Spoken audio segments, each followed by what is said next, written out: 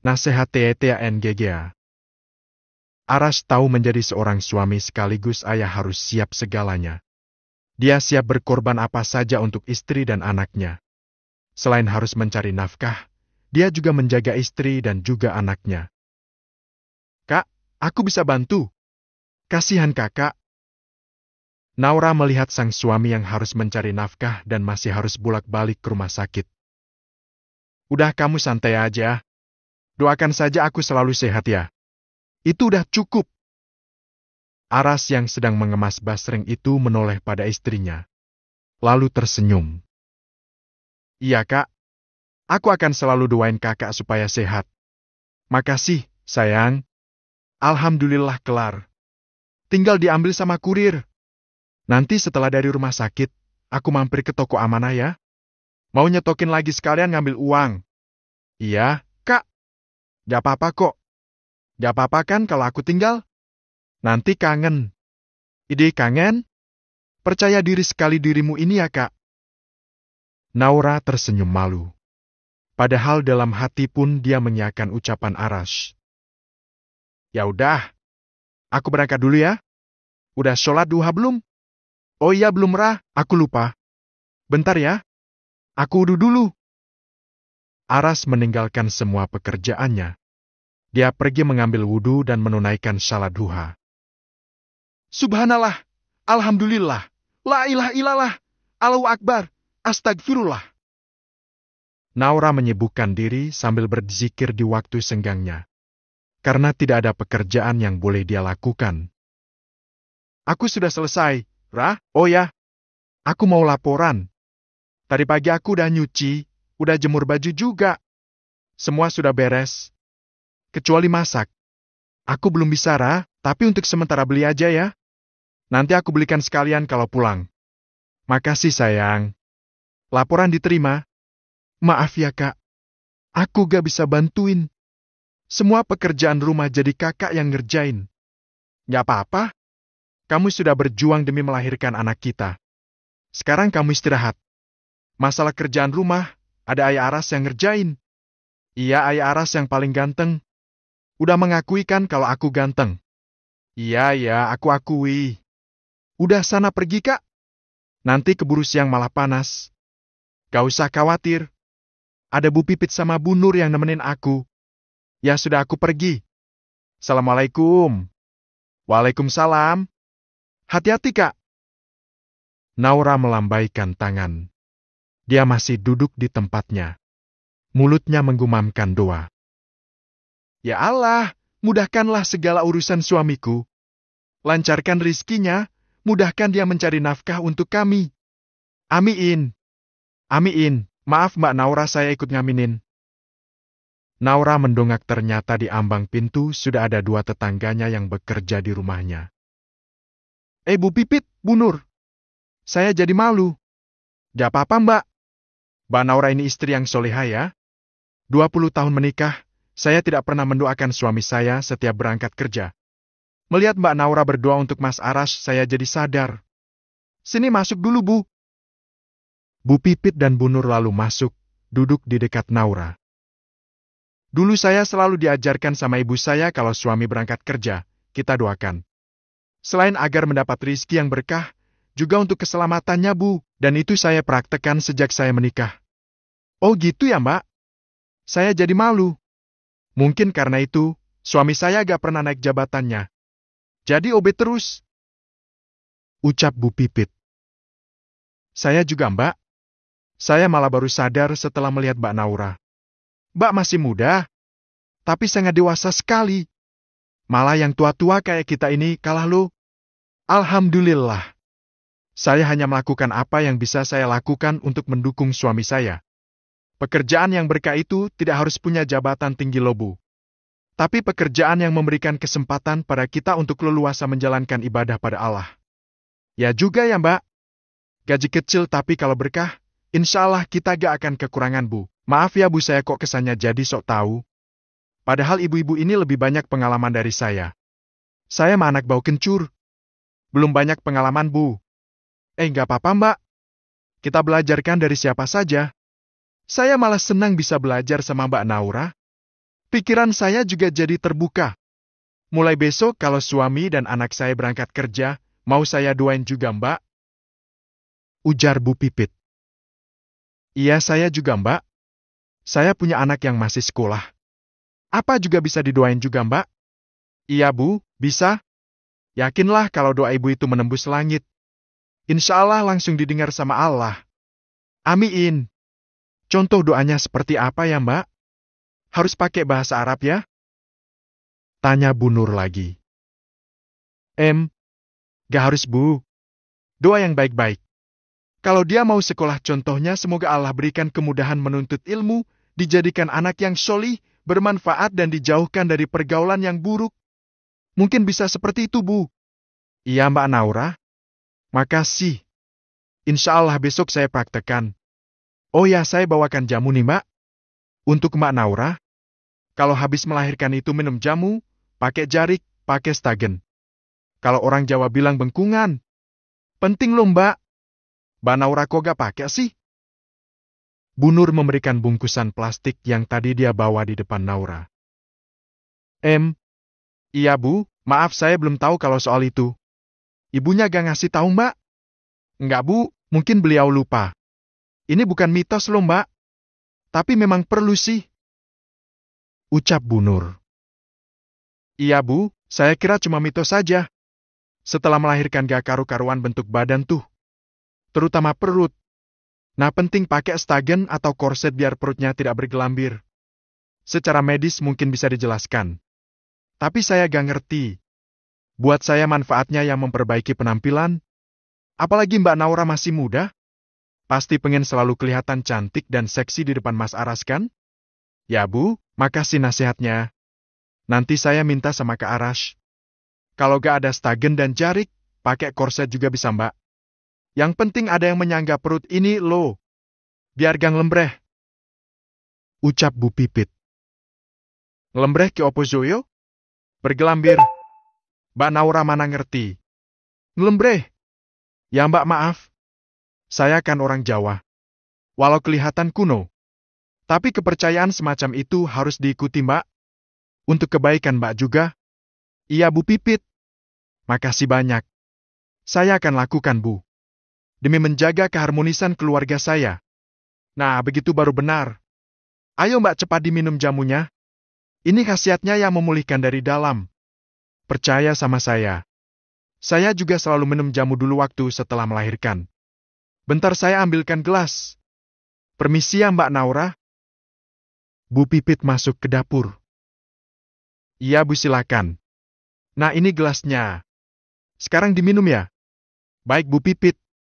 Saya akan minum. Naura mengambil bungkusan plastik.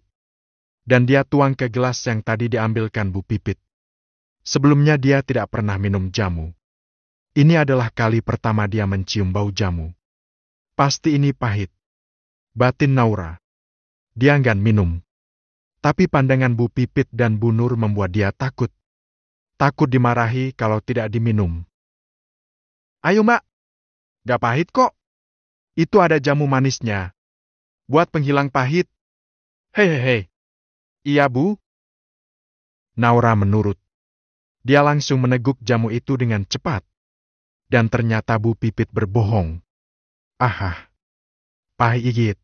Musuh dalam selimut.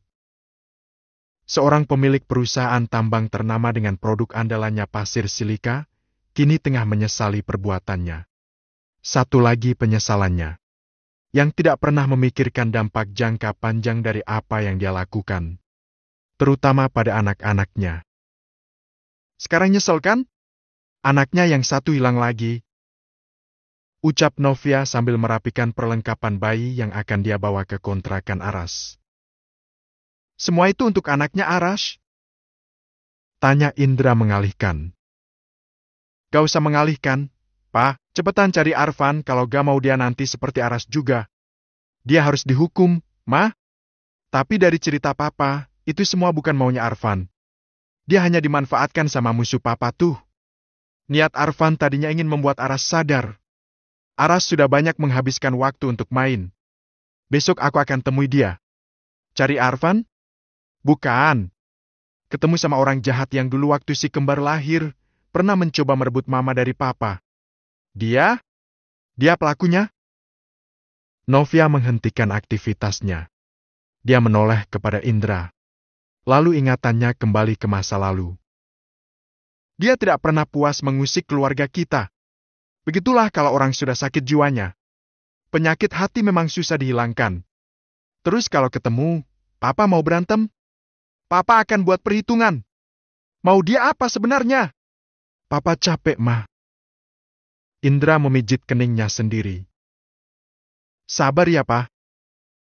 Meski sering berselisih paham, Novia kali ini tahu bagaimana perasaan suaminya. Ini adalah ujian yang kesekian kali menerpa keluarganya. Pengen tenang beribadah. Pengen tenang memperbaiki diri. Masih ada yang selalu mancing papa biar kesel, marah, emosi. Itulah kelemahan papa. Makanya papa ikhlas jalanin semuanya karena Allah. Jadi papa tidak akan emosi setiap kali ada yang bikin marah. Novia menggenggam tangan Indra. Menatapnya dengan penuh cinta. Papa jadi pengen hidup sederhana seperti Aras dan Naura.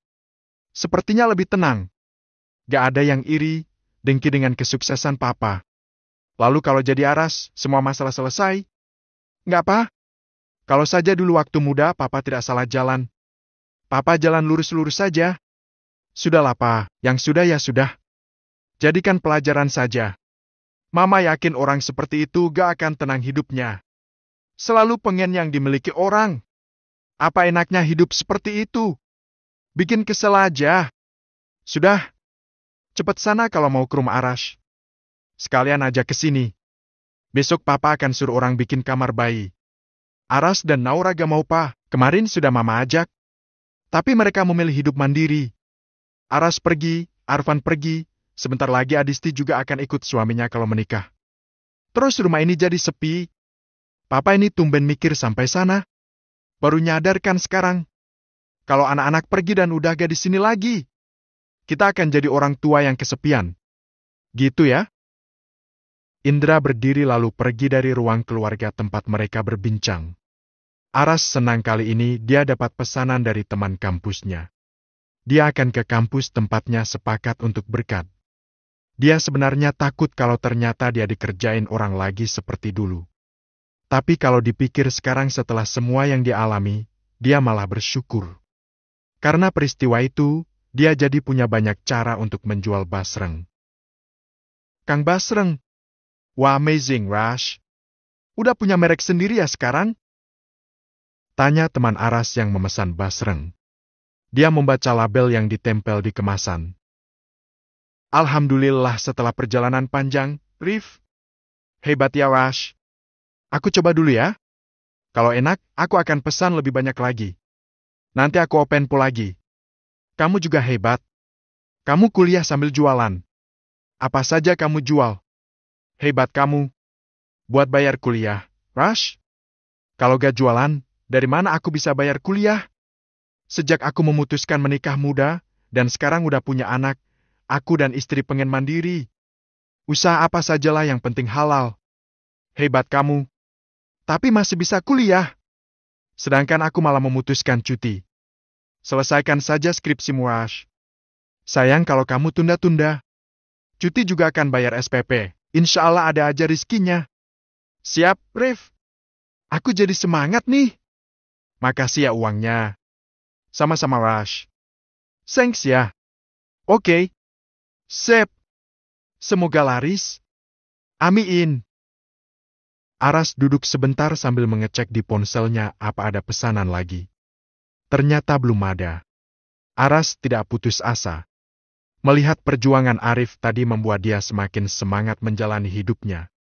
Dia ingin cepat pulang untuk bertemu Naura dan mengantar ASI untuk anaknya di rumah sakit. Rash, gue cari-cari dari tadi. Kata Arif dia mau ketemuan sama lo. Yos. Sorry gue gak tahu. Gimana kabar lo? Baik. Oh ya bulan depan gue wisuda, Rash. Nih tadi gue habis ngurus pendaftaran wisuda. Wih. Keren. Kalau aja lo gak cuti, mungkin kita bisa wisuda bareng. Alhamdulillah ya. Udah lama banget gua gak ketemu lo. Ketemunya lo udah mau jadi sarjana. Nggak apa-apa. Gua bakal nyusul lo. Kalau semua urusan gua udah kelar. Yes. Masalah lo belum kelar juga? Masih penasaran siapa orang yang jebak lo? Ya, kalau dibilang penasaran sih masih. Dia udah bikin lo keluar dari keluarga prasaja. Pasti lo bakal benci banget sama dia. Sangat. Tapi bukan itu masalah yang bikin gua benci. Ada hal lain yang sangat amat bikin gue kesel. Sangat. Lo beneran mau tahu siapa dalangnya? Gue dapat info ini dari Mario lo. Siapa? Yos. Aras terkejut dengan ucapan Yos.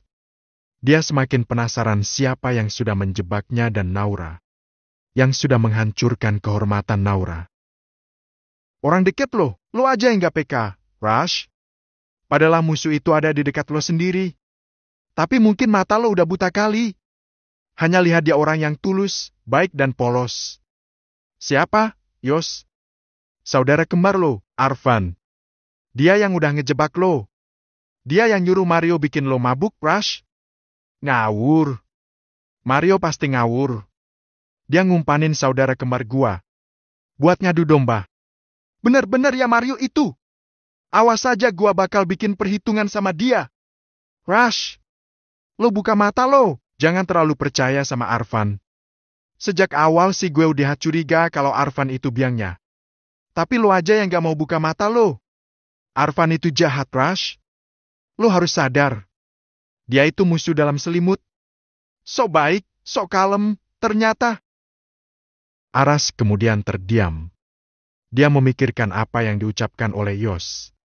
Seperti disambar petir rasanya saat dia mendengar jika Arvanlah pelakunya. Apa benar Arvan tega melakukan semua itu padanya? Pada Naura juga? Naura yang tidak tahu apa-apa harus dikorbankan? Gua akan cari Mario. Gua akan tanya sama dia. Kali ini dia gak bisa mengelak lagi. Sebenarnya apa maunya? Gua masih gak percaya. Arvan bahkan yang selalu peduli sama gua. Dia selalu kirim kebutuhan pokok setiap bulan. Terserah kalau lo gak percaya, Rush. Kadang kalau orang yang kita percaya bisa menjadi musuh paling kejam buat kita. Jadi pikirkan. Dan cari Arvan. Buat perhitungan dengan dia. Jangan sampai perusahaan jatuh di tangan dia, Rush. Bisa bahaya. Percaya sama gue deh. Merasa ada yang berbeda. Yos terus mendesak Aras agar membuat perhitungan dengan saudara kembarnya, Arvan. Dia jadi ingin mencari Arvan dan menanyakan semua kebenaran itu. Bahkan hati kecilnya ingin sekali memukul Arvan atas semua yang sudah dilakukan padanya Naura. Apalagi setelah ingat tentang Naura. Semakin dia ingin mendatangi Arvan. Kalau istri lo sekarang hamil, coba lo cek kebenaran itu anak lo apa bukan? Tes DNA, Rush. Jangan-jangan istrimu itu punya affair. Dan Arvan yang menghamilinya. Jangan mau dibodoh-bodohin. Arvan itu licik. Ucapan Yos tadi terngiang di kepala Aras. Apa benar yang diucapkan Yos tentang Arvan? Apa Arvan sudah tega mengkhianatinya? Assalamualaikum. Ucap Aras sebelum masuk. Waalaikumsalam, Mas Aras sudah pulang. Ucap Bu Nur yang sekarang sedang memotongi basreng di teras depan. Aras hanya diam.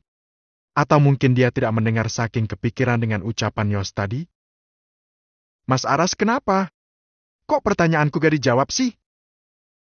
Gumam Bu Nur. Udah gak usah berprasangka buruk. Mungkin Mas Aras capek. Dia kan dari tadi perginya. Ini udah mau asyar. Pasti